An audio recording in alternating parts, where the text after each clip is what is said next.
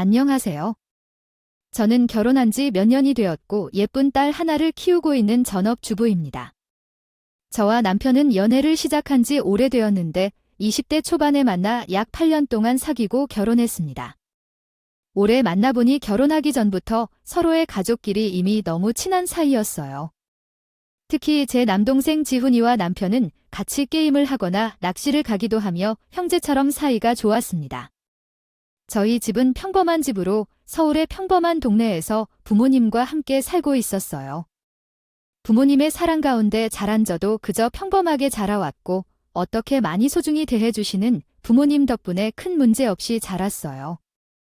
하지만 제 동생은 조금 다르게 자랐습니다. 우리 집안에서 생활하는 동안요. 거리에 살던 그 남동생은 졸업 후 몇 달 동안 기술 개발에 몰두했고 업소형 음식물 쓰레기 처리에 관한 특허를 획득하여 작은 스타트업 회사를 설립하였습니다.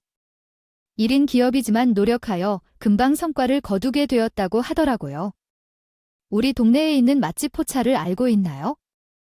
그것이 얼마나 유명한 맛집인지 장사가 잘 되는 것 같더라고요. 제가 하는 일이 성공하여 맛집 포차 프랜차이즈 본사와 계약하게 되었어요. 그럼 음식물 처리 기계가 모든 매장에 설치되는 거예요. 지훈아, 너무 축하해. 정말 대단한 일이 되었어. 전국에 몇 개나 맛집 포차가 생기는 거지? 우리 아들은 어렸을 때부터 열심히 공부해서 이제 회장님까지 되었군요. 엄마는 정말 자랑스럽구나, 우리 아들. 남동생은 중소 프랜차이즈 기업과 계약을 체결하더라도 사촌이 집을 사면 배가 아프다고 합니다. 살면서 그 말이 공감이 가던 적이 없었는데요. 그게 얼마나 무서운 말인지 이번에 크게 깨닫게 되었죠. 우선 남편은 속주 없고 대책 없는 스타일의 사람이 아니었습니다. 우리는 연애가 순탄했던 터라 8년 만난 뒤 결혼했지만 결혼 전기가 되어 결혼한 것도 맞지만 사실은 우리에게 아기 천사가 찾아와 주었기 때문이었어요. 그래서 우리는 급하게 속도 위반이라도 할 듯 결혼 준비를 하게 됐습니다. 자기야, 그런데 우리가 너무 편안하게만 살았던 것 같아. 너무 모은 돈이 없어. 어때? 나도 그렇지 목돈을 모은 게 없네. 우리 둘의 상황이 비슷하네. 둘이 합쳐서 5천만 원도 안 되는 돈으로 신혼살림을 시작해야 할 상황이 되었어요. 다행히 양가 부모님들께서 조금씩 도와주셔서 서울에 있는 아주 작고 오래된 빌라 전세를 구할 수 있었어요. 사실은 이것을 언급할 때는 양가의 도움을 받았다고 했지만 사실은 대부분은 저희 부모님이 도와주신 거예요. 시부모님들은 아예 자금이 없는 것은 아니겠지만 신우가 그 당시에 식당을 차리려고 준비를 할 때에는 이미 시부모님들의 노후 자금이 거의 다 들어가 있었기 때문이에요. 집은 엄청 싼 집으로 약서 결혼식 전에 미리 들어갔고 그 모든 비용도 무조건 부모님들이 부담하셨어요. 가장 저렴한 것으로 비용 대비 효율적인 결혼 준비를 시작했습니다. 그러나 결혼식 이후 몇 달이 지나자마자 출산 날짜가 다가오기 때문에 아기와 관련된 준비에는 절약이 어려웠습니다. 그래서 남편과 상의를 하였습니다. 우리가 전세를 구할 때 당신의 집에서 많은 도움을 받아왔으니 이번에는 형제 집에서 도움을 요청해 볼까요? 남편은 즉시 시어머니에게 전화를 걸었습니다. 어머니, 전에가 여러 가지로 계산을 해봤는데 돈이 좀 더 필요할 것 같아요. 결혼식 다음에 아기가 나오기 때문에 집을 차리고 아기방을 만들어야 하고 아기 용품들도 비싸니까 도와주시면 좋겠어요. 그러자 너. 그러니까 말이야 라고 하니 어떻게 돈을 관리할지 하길래 결혼하기도 전에 벌써 돈이 없다는 소리를 해 창피한 줄도 모르고 전세집도 사돈 떼서 거진다 해줬다며 진마하는데도 돈이 안 들어갔을 텐데 너희가 돈 쓸 데가 어디 있단 것이 그래? 쓸데없는 물건이라 사려고 그러는 거야? 아니야, 아기는 나면 다 길러지게 되어 있어요. 아니야, 엄마, 무슨 조선시대 얘기를 하고 있어? 아니야, 아기 유모차 같은 거 몇백만 원도 안 돼, 좀 도와주라. 그냥 1,000만 원만 정 안 되면 몇백이라고. 뭐, 유모차가 몇백만 원이라니. 지나가던 개가 웃겠다. 유모차가 없으면 엄마가 업고 다니면 되지. 나 때는 다 그렇게 키워. 이러니까 요즘 애들이 야가 빠졌다고 하지? 유모차에 몇백만 원 소리하는 걸 보니 안 봐도 우리 집 큰며느리 될 거야. 씀씀이를 알겠어. 알겠어. 젊은 아이가 씀씀이가 그렇게 대책이 없어서 어떻게 해야 할까? 우리 집에 올린 며느리가 돈을 회푸하려고 해서 엄마는 걱정이야. 내가 벌어온 돈이 그만큼 있으면 어떡해? 아니, 돈이 없으면 없다고 말해야지. 지한테 뭐라고 해야 할지 잘 생각해. 우리는 워낙 모은 돈이 없어서 그래. 아니면 사돈댁에서는 곧 작은 전셋집 하나를 줄 거라고 치자. 그 집의 사돈 총각은 사업이 장창해서 돈을 잘 버는데 그 집 부모들이 자랑을 많이 하니까 거기서는 별다른 도움을 받을 수 없을 거야. 응, 돈이 없는 우리보다 사돈 총각에게 가서 조카 선물 좀 미리 달라고 해봐봐. 그래, 그 집도 도리가 있다면 조카 선물을 해줄 거야. 남편은 통화 내용을 확인한 후 나름대로 걸러서 제가 기분이 덜 나빠지게 전달해주긴 했지만 저도 대충 눈치를 챘어요. 수화기 너머로 들려오는 아주 펄쩍 뛰는 시어머니의 음성. 시누이 식당에는 수천만 원씩 턱을 지원해 주신 걸 뻔히 알고 있는데 섭하지 않았다면 거짓말이지만 없어서 못 내주는 부모 마음은 또 어떨까 싶어서 말았어요. 그때 남편이 저한테 그러더군요. 저기야, 우리 부모님은 정말 몇백만 원도 나오기 어려운 상황인가 봐. 그래서 말인데 혹시 우리 처남한테 한번 연락해보면 어떨까? 사실 저희 집에서도 부모님보다 현재로선 더 경제적 여력이 있는 건 제 남동생, 지훈이가 맞아요. 어쨌든 작은 회사지만 대표이고 또 지금 사업도 무척 잘 되고 있으니까요. 근데 제가 누나라서 그런지 동생에게 도움을 청해볼 생각은 한 번도 해본 적이 없어요. 못 해보지 않았어요. 누나 노릇은 못 해주고 돈을 빌려달라고 하게 되는 날이 온다니 정말 미안한 마음이 들었죠. 그래서 저는 남편의 제안을 거절했어요. 남편에게는 좀 힘들더라도 지금 직장에서 추가 근무 신청을 해야 했죠.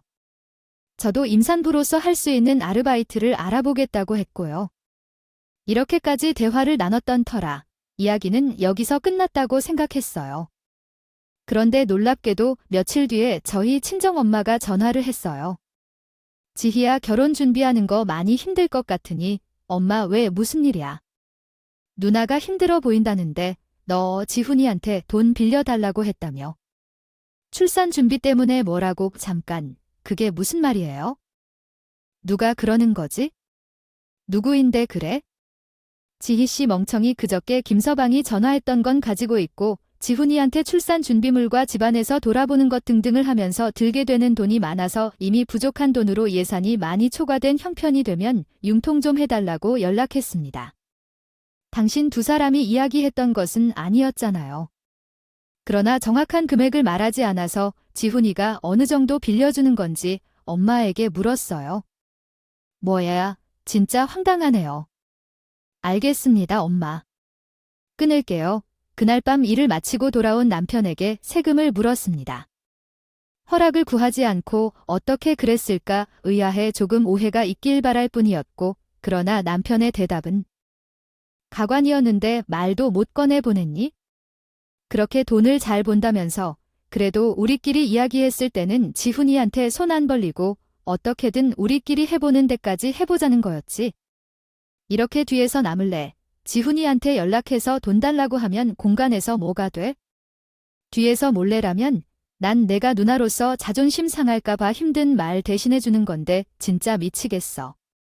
이렇게 상해해서 이미 아니다로 결론 내린 일도 자기 마음대로 해버리면 어떡해? 지금이라도 내가 전화해서 지훈이한테 내가 못 들은 척 해달라고 하는 게 좋겠다. 아, 잠깐만. 지금 처남이 이금이라고 해야 할 것 같은데 뭐라고 어디 봐봐. 아, 맞네. 처남이 입금했네. 이야, 어떻게 우리 마을 알고 딱 1,000만 원을 보냈을까? 바로 옆에 탄탄한 대로인 여유 있는 사람이 있었는데 우리가 너무 어렵게 생각하고 있었구나. 이래서 가족 중에 잘된 사람이 있으면 좋다고 하나보다. 저기야, 우리 빨리한테 고맙다고 전화하자. 성이 건 철 없는 건지 싱글벙글하는 남편 때문에 짜증이 났어요. 저는 화가 많이 났지만 일단 남동생에게 전화를 걸어 고마움과 미안함을 전했어요. 남동생이 제가 출산 준비하는데 비용이 부족한 거였으면 진작 말하지 그랬냐며 다 해주는 바람에 남편 때문에 취소샀던 분노가 좀 들었죠. 그래 어렵게 빌린 만큼 더 신결심하면서 동생에게는 시간이 오래 걸릴 것 같지만 그래도 꼭꼭 가겠노라. 연신 약속했어요. 특별한 건 없지만 저에게는 최고의 날이었던 결혼식도 무사히 진행했고 신혼여행도 제주도로 간소하게 다녀왔어요. 그리고 드디어 기다리던 아이도 태어났고요. 예쁜 딸이에요. 남동생에게 빌렸던 돈 덕분에 조언도 많이 이용할 수 있었고 아기용품을 아기방 꾸미는 것도 어설프게나마 갖출 수 있게 됐어요. 가난하게 키우는 것은 다 아시겠지만 힘든 일의 연속이에요. 그렇지만 저희는 육아의 고단함과 태호의 피곤함도 아기 덕분에 씻은 듯 잊을 수 있었어요. 아주 넉넉하지 못해도 그래도 이런 행복도 있다는 생각을 하며 하루하루 열심히 살아가지요. 와중에도 저는 잊지 않고 한 번씩 남편에게 이야기하곤 했어요. 제가 육가휴직을 신청했지만 회사에서 허가를 받지 않았기 때문에 결혼 전에 퇴사했고 남편은 혼자 외벌이로 가정을 부양해야 했기 때문에 살림을 꾸려나가는 것이 쉽지 않은 상황이었습니다. 그러나 동생에게 빚을 우선 상환하고 상황을 계속 상기시켰습니다. 그래서 주부로서 할 수 있는 일은 최대한 생활비를 절약하는 것뿐이었습니다. 여보, 우리 지금 돈을 갚아야 할 필요가 있다는 걸 알아야 되지.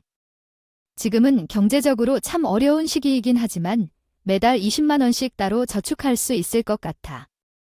이제 갚을 준비를 해봐야겠다. 그래야지. 에휴, 왜 이렇게 응답에 소극적한 것 같아. 어쨌든 이렇게 계속 생활비를 소비해도 한 달에 20만 원쯤은 저축할 수 있을 거야. 자네가 많이 아낀다 해도 그래도 이렇게 지속하면서 힘들 때 손을 놓지 말고 노력해야 한다고 생각해. 계속 이렇게 하면 빌린 돈도 갚지 못하고 앞으로 저축도 못할 것 같아. 그럼 어떡해? 지금보다 더 절약하며 살 수 있을까? 아기에게 먹이는 분유나 기저귀 같은 것을 살 때 돈을 아끼려고 싸지르고 싶지 않아. 그건 내 마음이 그래? 어쨌든 살림에 조금 더 힘써봐야겠다. 너는 지금도 잘하고 있기 때문에 너무 부담스럽지 않았으면 좋겠어. 너는 너무 많은 부담을 느끼고 있는 것 같아서 말하는 건데 나는 너랑 생각이 좀 다르다. 우리는 천천히 1,000원을 갚아도 괜찮을 것 같다고 생각해. 왜냐하면 천안이나 가랑이 찢어지는 상황이 아니라 우리한테 돈을 빌려준 것도 아니니까. 1,000만 원 같은 사람들에게 1,000원을 갚는 것은 정말 중요한 것 같아. 그 돈이 크지 않을 것 같아도 괜찮아. 돈이 필요할 때가 아니고 그리고 전남이 급하게 갚으라고 압박하는 것도 아니고 그 돈이 급한 건 더더욱 아닐 텐데 자기가 이렇게 서두르고 싶어하는 모습을 보면서 나는 내 가치관에 따라 여유를 가져야 한다고 생각해. 남의 돈을 빌리면 반드시 빨리 갚아야 한다고 생각한다면 여유가 있든 없든 상대방의 상황을 고려하지 않고 대충 말이라 말해서 솔직히 말해 나는 어떻게까지 생각했느냐면 처남이 그 돈을 우리 사랑스런 딸을 위해 선물로 그냥 준 것 같아. 정말로 어떻게도 그런 생각까지가 있었냐. 자기는 여유가 있다고 해도 그렇게 큰 돈을 쉽게 타인에게 줄 수 있냐고. 자기가 할 수 없는 것은 남도 할 수 없는 일이야. 남이 아니라 가족이잖아. 말 그대로. 돈을 주고 싶은데 혹시나 상대방의 자존심을 상할까 봐 빌려준다고 말하고 실제로는 받을 생각이 없는 건 아닐까? 내심 그런 생각도 했어. 자기는 정말 몰랐던 모습이 있네? 지훈이가 들으면 서운하다 하겠어. 자기에게 돈을 빌려준 누군가가 이런 식으로 생각하고 있다고 생각해봐야 나 약간 으려고 해. 나는 돈이 없으니까 빌려줄 돈도 없지. 장난치지 말고. 그래? 자기 마음 다 알아. 나도 그냥 해본 말이야. 나도 빨리 갖고 싶지. 근데 자기가 너무 힘들어할까 봐 걱정이 돼서 말이야.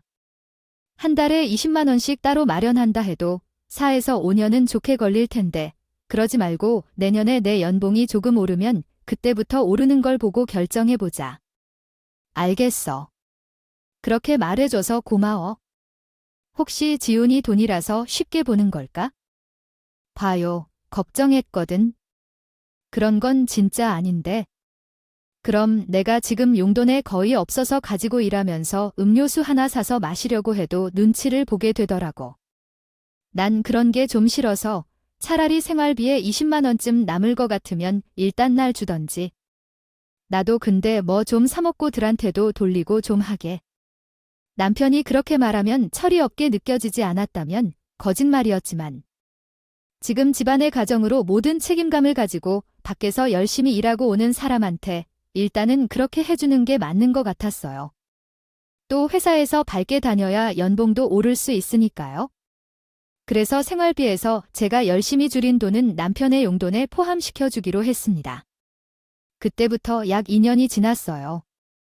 아쉽게도 남편의 연봉은 회사 사정으로 동결된 연봉 때문에 남동생에게 빌렸던 돈을 갚기 시작했었던 남편의 계획은 어긋나게 되었습니다. 남편의 연봉 동결이 확정되고 나서 그 후로는 남편이 조금씩이라도 모아나가며 본래의 계획에 따라 돈을 갚아나가 줄 것으로 생각하고 있었어요. 그러나 남편은 입을 꼭 다무고 어떤 말도 하려 하지 않았어요. 여보, 당신이 연봉이 오르면 그만큼 빚을 갚아 나가기로 했지 않았어요? 하지만 이런 상황이 되어서 이제는 진짜로 조금씩 저축할 생각이었는데 당신은 왜 이렇게 되었는지 설명할 생각도 없는 건가요? 생각해. 어떻게 그렇게 동생에게 돈을 지원해주기만 하다가 아니 지겹지도 않아? 천하의 일도 아니고 갚으라고 다짐한 것도 아닌데 왜 이렇게 그 돈을 못 갚아서 고민인가? 무슨 말을 그렇게 하는 거니? 필린 돈은 당연히 갚아야 하는 게 아니야? 남이 아니고 평생 함께 지내야 하는 가족이라면 특히 더욱 갚아야 된다고 생각해. 나는 당신과 생각이 다르다. 오히려 은행이나 다른 사람이면 어쨌든 갚으려고 노력할 텐데 그래도 가족이니까 어려운 상황에서 서로를 이해해줘야 되는 거 아닐까? 남도 우리 모두 변함없이 함께 지내야 하니까 별다른 말 없이 서로 도와주고 있는 게 중요하다고 생각해. 아니야. 그런데 여보, 갚아야 할 돈 때문에 이런 말을 할 자격이 있어? 그 돈을 빌려서 사용한 거고 우리 모두의 책임이다. 처럼 몰아가는데 그거 아니에요? 나는 정말 솔직히 말하면 처남이 조커에게 선물로 줬다고 생각하고 있기도 해. 실제로 그럴 수도 있고 그 정도 여유가 있으니까. 근데 당신 입만 열면 지훈이한테 돈 갚아야 된다고 하니까 내가 얼마나 이해가 안 되는지. 우리는 서로 생각하는 게 다른 거야. 돈은 같이 빌려놓고 갚을 때 되니까 생각하는 게 다르다는 거야. 이게 말이야, 방구야. 진짜 어이가 없네. 당신은 이렇게 양심 없는 사람이었어. 당신 동생에게 돈을 빌렸다고 하더라도 이렇게 똑같이 했을 거야. 아무튼 나는 이번 달부터 당신이 갔던 월급에서 조금씩 떼어서 지훈이한테 보내기 시작할 테니까. 그렇게 하러. 아니 그건 허락할 수 없어. 지금도 월급에서 생활비 빼고 나면 장면에서 커피 사하시기 힘들어. 그런데요. 거기서 무슨 말을 꺼내는 거야? 말했으니까 우리 확실한 입장을 정리합시다. 나는 천남이 돈을 갚고 싶지 않아. 갚고 싶다면 당신 혼자 해야 해. 무슨 말이냐. 그게 안 되는 소리야. 내가 말한 것처럼 당신이 처음부터 신혼부터 아르바이트를 해야 한다고 큰 소리를 쳤었지. 지금 잘 되고 있어. 내 친구가 그녀의 식당에서 주방 아르바이트를 구하고 있다고 하는데 거기로 가서 한번 경험을 쌓는 것은 좋을 것 같아. 내가 말한 대로 할 거야? 나는 정말 당황스러웠어요. 남편은 처음에는 돈을 빌릴 때 쉽게 생각하는 것 같았지만 결국 돈을 갚을 생각이 없는 것을 드러냈어요. 게다가 와이프에게 신혼 남편이 사장으로 있는 식당에서 주방 일을 해야 한다고 한 것입니다. 남편이 있으면 하라는 돈이 더 있을까요? 그 돈은 혼자 갚아야 할 돈인데 그 돈을 혼자 갚게 만들기 위한 목적이었어요. 너무 화가 나서 속으로 불끈불끈했는데 남편이 언제 연락했는지 모르겠어요. 그 사이에 지인이 전화를 해왔던데 어떤 사람인지 아직 확실하지 않은데요. 언니, 그러지 말고 우리 일손이 지금 너무 부족해서 고작 해도 좋으니 가게에서 일 좀 해주세요. 제가 잘할 테니까요. 남편이 너무 비협조적이라서 아예 돈을 갚지 않겠다고 하더라고요. 그래서 돈을 벌어야 하는 상황인데 일자리를 찾고 이런 것보다는 차라리 아는 사람한테 부탁해보는 게 좋을 것 같아요. 가게에서 일하는 것이 나을 수도 있겠다는 심정으로 당장 내일부터 나가겠다고 했어요.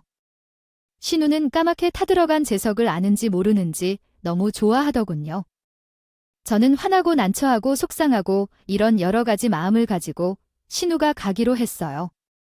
눈치가 없는 남편은 자기도 오랜만에 동생을 보겠다며 졸라졸래 따라오더군요. 제가 주방에서 일하는 꼴을 보고 싶어서인지 뭔지 아가씨는 우리가 결혼 준비하던 그 시기에 오랫동안 일했던 경력을 바탕으로 그럴싸한 가게를 하나 차렸어요. 당시 시부모님은 노후 자금도 다 여기에 보느라고 저의 결혼에 조금 도움도 못 주셨던 터라 솔직하게 원망이 없었다면 거짓말이었지만 오늘 이렇게 주방 아르바이트 하려고 오랜만에 다시 와보니 약간은 욱하는 것 같네요. 마음에 들었죠? 가는 라고 했는데 주방 아르바이트라고 해서 요리 실력을 좀 발휘해보기로 했는데요. 하루나 일하고 나니 웬걸 설거지 아르바이트라는 거예요. 그래도 남편에게 맡겨준 아르바이트가 좀 좋은 것 같다고 생각했는데 고작 설거지만 하니 자존심이 정말 상했고 이게 정말 남편이 맞나 싶더라고요. 개왕, 이렇게 갈 때까지 간 거 내가 진짜 열심히 일해서 빨리 우리 동생 빚을 갚고 편히 쉬어야겠다 싶어서 도끼가 바짝 올랐습니다. 아가씨, 나 뭐부터 하면 될까요? 주방에 들어갈까요? 아, 언니, 잠깐만. 우리 먼저 얘기부터 해요. 왜 그렇게 급한 건데요? 상황이면 얘기해줘요. 아니, 원래 설거지 아르바이트는 외국인들이 많이 쓰고 있었는데 요즘에는 진짜 사람들이 구하기 어려워서 아랫분 이쪽까지 부탁해야 하는 상황이 되었어요. 오빠에게 들었는데 언니도 동생도 돈을 갚아야 해서 빨리 돈을 벌라고 하는 거예요. 그래서 서로가 서로에게 잘 되는 건 맞죠? 뭐, 그렇다고 해야 할까요? 그래서 말인데 매일 시간을 같이 할 수 있으면 좋겠는데 우리나라에는 일주일에 15시간을 넘어가면 안 된다는 법이 있거든요. 그래서 말인데 신고는 15시간 미만으로 하고 그 이상은 저가 언니에게 현금으로 주고 하는 식으로 하면 안 될까요? 그리고 시간당 최저시급은 9,620원인데 그냥 간단히 계산하면 9,500원으로 해도 될 거예요. 알아서 잘 챙겨드릴게요. 언니, 아가씨, 그게 무슨 말이에요? 주방일이나 설거지 같은 건 뜻하는 거겠죠? 최저시급이나 것도 놀라운 게 아니라 이하 더 할 말이 없을 자 줄였다고 아이 언니 원래는 외국분인데 고용했던 거였는데 그런 건 다 안 지켜도 됩니다. 원래 다른 분야에서 일할 때는 월요일부터 일요일까지 다 나가고 한 달에 100만 원 정도만 받았었어요. 그랬죠? 나는 왜 이런 일들을 모두 따져야 하는지에 그렇다는 남편의 표정과 신호의 멍청한 주먹구구식 운영에 혀를 참았어요. 함께 빌린 돈을 혼자서 상환한다고 하니까 아르바이트를 하러 나온 제 체제도 화나는데 이런 대우를 받아야 한다면 정말 못겠네요.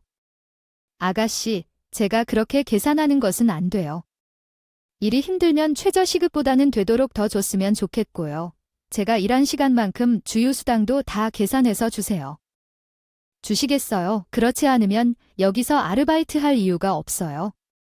신는 언은을 지었지만 사실 제 말이 틀린 게 없잖아요. 그래서 민망한지 헛기침만 하더군요. 남편은 그 상황이 불편했는지 무마시키려고 우야무야 넘어가려고 했지만 저는 절대 그럴 생각이 없었어요. 알았어요. 언니가 원하는 대로 다 그렇게 할게요. 언니 남동생은 안 그러더니 언니는 엄청 깐깐하게 언니 남동생은 완전히 예스맨 같았는데. 네, 그게 무슨 말이에요? 우리 지훈이한테 뭐 부탁한 적 있어요? 자자, 빨리 일합시다. 이러다 1시간 어치 쉬고 먹겠어. 남편은 저를 황급히 주방으로 밀어넣더군요. 대화가 뭔가요? 찜찜했지만 우리 결혼식 때 같이 일을 도와주면서 이야기를 나누고 싶어서 말았어요. 신혼집에서 설거지 아르바이트를 한 지 일주일 정도 되었을 때였어요. 저는 같이 살 모든 것을 모르는 남편에 대한 자신과 함께 돈을 벌어 빚을 갚을 수 있다는 안도감을 느꼈고요. 친정엄마도 받아가면서 육가사를 돕는 아르바이트까지 하느라 몸이 10개라도 모았어요. 가게는 정말 장사가 잘 되는 편이었고 남편과의 신혼생활의 기쁨을 누리는 마음도 가지고 있었어요. 그러던 어느 날 아직 손님이 많이 몰리기 전 이른 저녁 시간에 시어머니가 방문하셨어요. 며느라, 우리 소중한 며느리 어디니? 우리 엄마가 점심을 잘못 준비해서 이러고 있어요. 드셨나 갑자기 왜 이러세요? 어울리지도 않게 착한 시어머니 흉내를 내시네요. 얘는 내가 언제 못된 시어머니였던 적이 있어. 누가 들으면 오해할지도 몰라요. 정말 어머니 오셨어요. 어쩐 일이세요? 우리 귀한 며느리 얼굴 보러 왔지? 어머니 기분이 좋아 보이긴 한데 어쩐지 좀 간지러워요. 진짜 무슨 일이세요? 아니, 나는 있지. 네 요즘 큰 며느리 생각만 하면 정말 하늘에다 대고 절이라도 하고 싶다. 자다가도 고마워서 벌떡벌떡 깬다. 제가 신혼의 가게에서 설거지 아르바이트 하는 게 그리 좋으세요? 요즘 가게 장사가 무척 잘 돼서 엄마랑 아빠가 너무 자랑스러웠는데 그런 만큼 일손이 부족하다 보니 우리 딸이 항상 너무 힘들어해요. 하더라도 마음이 원하는 대로 내가 나서도 하고 싶었지만 나는 손이 느릴 뿐만 아니라 도움도커녕 방해만 될 것 같았어. 그런 중에 믿을 만한 사람이 필요했는데 우리 며느리가 와서 이렇게 주방을 잘 지키고 있으니 더 고마울 일이 없지. 이 가게도 거의 절반은 며느리 덕분에 설 줄만 안다. 어머니, 그 말이 무슨 뜻이에요? 왜 저 덕분에 이 가게를 차릴 수 있나요? 엄마, 쓸데없는 소리 하지 말고 이 온기에 밥이나 먹고 가요. 고마워서 고맙다고 꼭 말하고 넘어가야지. 우리 소중한 조카 총각이 우리 딸이 가게를 열 때 큰돈을 마지량으로 빌려줬잖아. 그 덕분에 가게를 이렇게 열고 연일 장사가 잘 되니 고맙다고 어떻게 말해도 가능합니다. 부족함이 없네요. 우리 지훈이에게 돈을 빌렸다는데 누가요? 언제요? 좀 자세히 말씀해 주실래요? 아이씨, 언니, 그게 아니야. 말하려고 했는데 아이 참, 상황이 이상하게 되었네. 아니, 그런데 이게 비밀이었거든. 남편이 자기 사돈 총각이랑 얼마나 가까운지 아냐면서 그 정도 돈 융통하는 건 사돈 총각한테 일도 아니라고 하더라던데. 그러다가 뚝딱 금방 빌려왔길래 사돈 총각이 정말 사업이 잘 돼서 그렇게 큰 돈도 쉽게 나오나 봐요. 했지. 지금 무슨 말씀을 하는 건지 저는 정말 모르겠네요. 우리 남동생에게 그 전에 빌렸던 돈도 있는데 저 몰래 또 돈을 빌렸다고 당장 확인해 봐야겠어요. 너희가 빌린 돈은 또 있는 건가? 저는 그 길로 신혼의 가게에서 앞치마를 던지고 뛰쳐나왔어요. 그리고 남동생에게 바로 전화를 걸었답니다. 지훈아, 이게 다 무슨 말이야? 너 우리 아가씨한테 돈을 빌려줬어? 누나, 그거 지금 알았어. 일단 침착하고 이야기하죠. 내가 침착하게 생겼니? 내가 너한테 1,000만 원 빌린 것도 미안해. 죽겠는데 우리 아가씨까지 너한테 손을 쳤다고? 아니야, 누나 내 동생한테 돈을 빌려줬다. 보다는 지금 너 똑바로 말해. 정말 진지해. 아이 매형이 말하지 말라고 했는데 여기에 또 매형이 끼어 있어. 당장 말하지 못해. 아니, 그게 사실은 엄연히 말하면 돈을 빌려달라고 부탁하고 돈을 빌려간 건 매형이 있어. 자기 여동생이 가인에게 일부 직전인데 딱 몇천만 원 빌려준 거야. 돈을 빌려준 매형이 남동생이 10만 원을 빌린 지 얼마 안 된 짧은 시간에 자금이 있었고 누나가 우리 거래처를 소개하여 매형이 동생이 맛집 포차를 오픈할 수 있게 되었어요. 그때가 마침 오픈하면 장사가 잘 될 것 같았지만 계획을 놓치기가 아까웠어요. 그리고 결정을 내리기가 어려운 합당한 가족이었으며 부탁을 거절할 수 없었기 때문에 그랬어요. 누나에게는 차근차근 이야기할 생각이었으나 일단 나에게는 누나한테는 말하지 말라고 부탁했죠. 근데 아직 얘기하지 않았을 줄로 알았어요. 중요한 이야기를 하지 않으면 어떻게 할지 모르겠어요.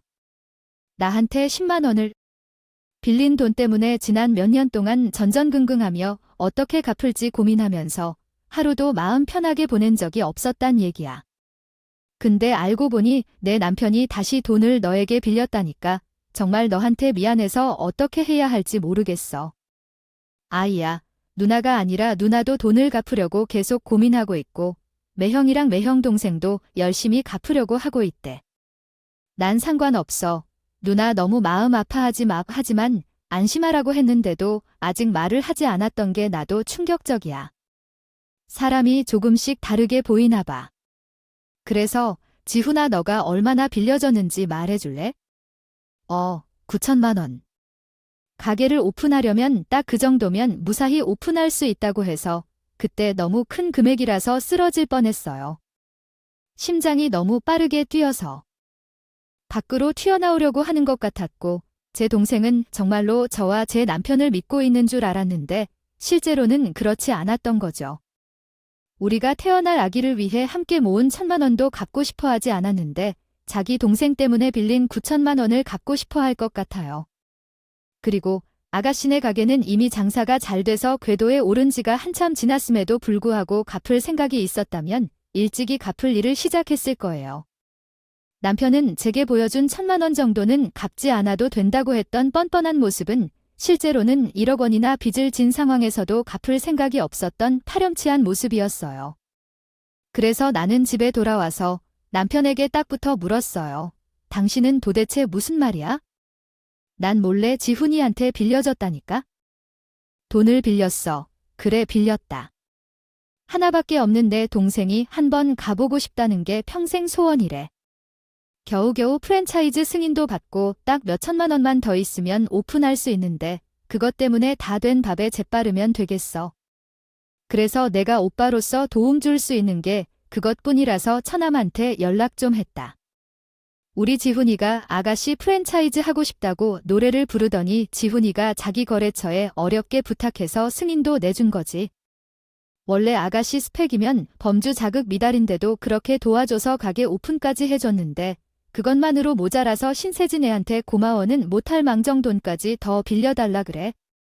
그리고 뭐 얼마 9천만 원 어떻게 갚으려고 그렇게 큰 돈을 빌렸어. 내 동생이 장사 잘 되면 되겠지? 당신이 갚는다고 했으면서 처남은 그 돈을 그렇게 갚으라 할 정도로 달콤한 스타일은 아니니까요. 나도 괜찮고 내 동생도 괜찮고 처남도 괜찮다고 말하는데 왜 당신만 그렇게 안달복달한 건지 이해가 안 가네요. 안달복달이라고 했잖아요.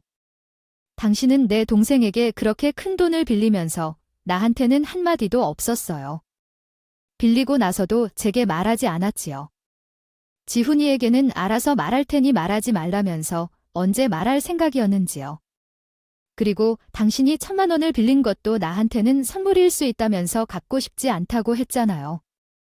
결국 몇 년이 지나고 나서야 갖고 싶으면 나 혼자 갚을 테니까 아가씨네 식당으로 설거지나 시키려고 보냈어요. 결국 지훈 이야기는 당신에게는 아무것도 아니었던 거야? 솔직히 말하자면 처남은 사업이 잘 되고 있는 것 같은데 1억 정도는 없어도 될 돈이네. 아니야, 힘든 사람들을 도와줄 수도 있지? 가족이니까 당신은 잘난 동생에게 도움을 받고 살 수도 있는 거지. 뭘 혼자 그렇게 아둥바둥이야. 결국 내 동생에게 빌린 총 1억은 정말 갚을 생각이 없었구나. 동생한테 큰 돈을 빌려가 놓고 자기 혼자만 태평하고 자기 와이프는 동생의 식당에서 설거지를 하며 돈을 벌어서 갚으라고 등을 떠밀었어. 나는 더 이상 당신을 믿고 같이 살아갈 수 없겠다. 우리 이혼하자. 뭐, 이혼이야? 우리 딸이 이렇게 크고 있는데 이혼은 무슨? 너 최근에 주방에 틀어박혀서 설거지만 했더니 해가 실렸는지 괜한 말은 하지 말고 너도 천남 앞에서 앞으로 돈을 빌렸네. 어째서 말을 꺼내지 마라. 시간이 지나면 단순히 일어나지 않은 일이 될 수도 있는데 괜히 너와 나 둘 사이에는 혼란만 가중돼. 혼란은 어차피 림이랑 유가 나 혼자서 다 하고 있었는데 나는 우리 딸 때문에 하지 못할 것 같아. 그리고 우리 딸에겐 너 같은 아빠가 있다는 게 너무 부끄럽다. 공손하게 이혼해주지 않을 거라면 이혼 소송에 나갈 테니까 그렇게 알아두어. 내 이야기를 우습게 생각하며 천하태평했다가 남편은 소리치며 큰 소리로 나를 쳐다보자. 그때쯤에야 아연실색하며 얼버무리기 시작했어요. 야, 나도 내가 다급하게 나를 향해 말한 거니까 그런 식으로 말한 거야? 나는 설마 그렇게 팜에 눌릴 거 없겠지. 천남 돈을 반납해야 해. 당연히. 갚아야 할 돈은 많았지만 남편은 가짜 회유를 했지만 나는 흔들리지 않았어요. 남편은 지훈이가 성공적인 사업을 갖고 돈을 쉽게 버는 것처럼 보였다. 하지만 실제로는 번 돈이 어렵게 번 돈인 것을 알았어요. 남편에게는 갚아야 할 많은 돈이 있을 뿐이었지만 그 사실을 남편은 망각하고 살았다. 저는 남동생의 도움으로 뛰어난 변호사를 만나 도움을 받았고 이혼 소송은 원활하게 진행되었습니다. 알고 보니 남편은 제게 주던 생활비로 알려졌던 월급도 거짓말이었어요.